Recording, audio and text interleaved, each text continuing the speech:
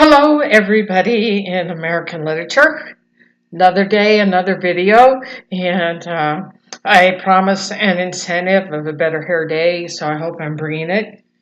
Been out in the wind, so maybe not. Uh, but anyways, I want to give you more vital information for this video that you can really use.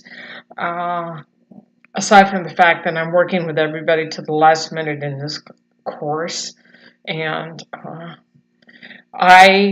in that respect, I reopened, I believe it's discussion board 4 where you do a PowerPoint. So if you see a due date there that has been extended, that is because I was out of the course for a few days and I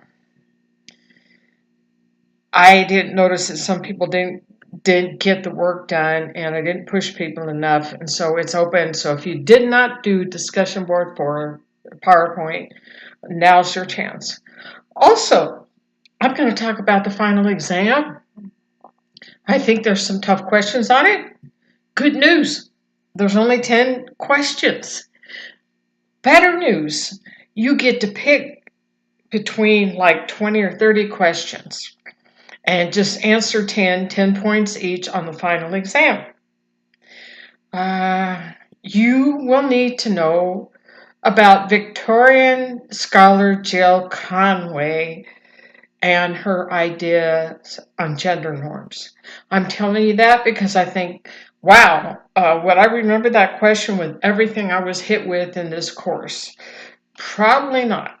So know that. I'm giving stuff away now, don't tell anybody. You should have read Edgar Allan Poe's The Black Cat. Also, you need to know what an unreliable narrator is. It's the narrator of a story that maybe you can't count on because maybe they're a little bit crazy and a little bit psychotic or something. And that would be Poe. He's an unreliable narrator. When you read some of his stories, it's like, what was this guy thinking? And there's probably other people you could pick out as an unreliable narrator, but it's the person telling you the story that you can't necessarily rely on. Because you can't always count the author of the story as being the narrator. There's like this narrator that comes in, this third person, and do you trust everything they're telling you, the details, like Edgar Allan Poe and the Telltale Heart, he hears his heart beating. Do you think this guy really hears this guy's heart beating who he has killed and buried under the floorboards of a house? Probably not. Everything is okay with the narrator. Yeah. So think about that. You should know defining themes of the periods, especially transcendentalists. What were some of the defining themes or of the dark romantics? What themes actually define that period? And I know we're putting everything in a box in this course, and I often work out of the box. So I think some themes cross over, and I will keep that in mind when I go back to check the final exam answers. So that's the heart of what you should know for final exam.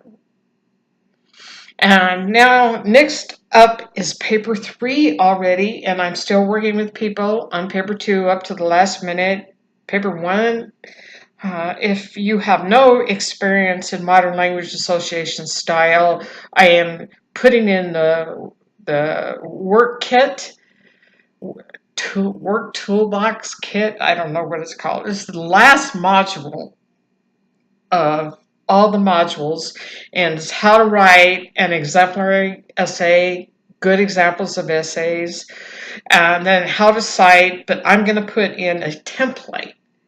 It's Modern Language Association style template. And it has everything in the paper, your name, the header, the date, where everything goes and how to do it. You could just type in that template.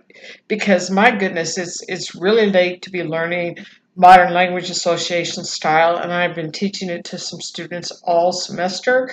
And you should have learned that in 1302, but some people take 1302 from another school or transfer or take it a few years ago and have forgotten things. So you're having to learn how to quote poetry, literature, and get it in MLA format at the same time and analyze everything. So it's a lot of work to do. If you already come in knowing MLA style, good for you.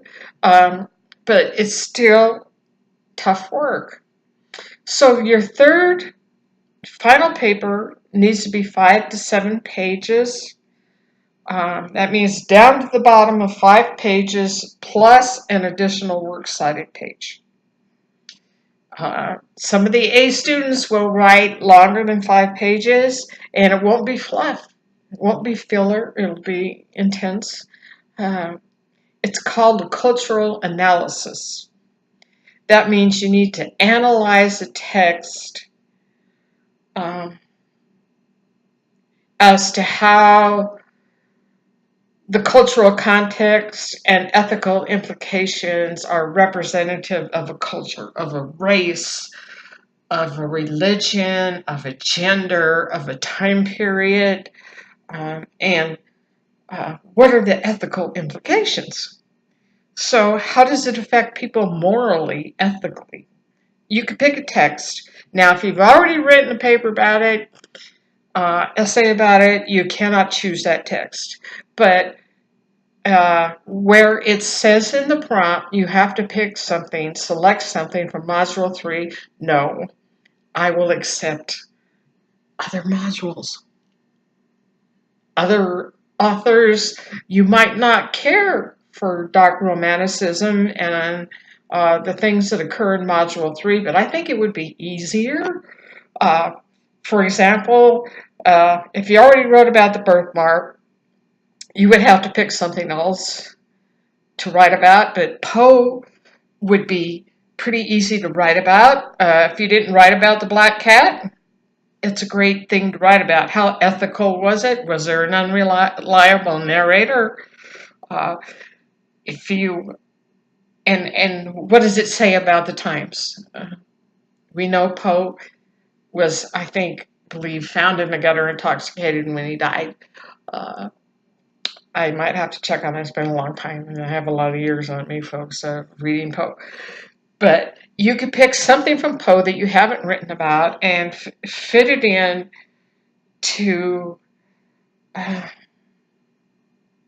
not necessarily race, ethnicity, but certainly philosophy and the ethical issues it represented at the times. How ethical was this person?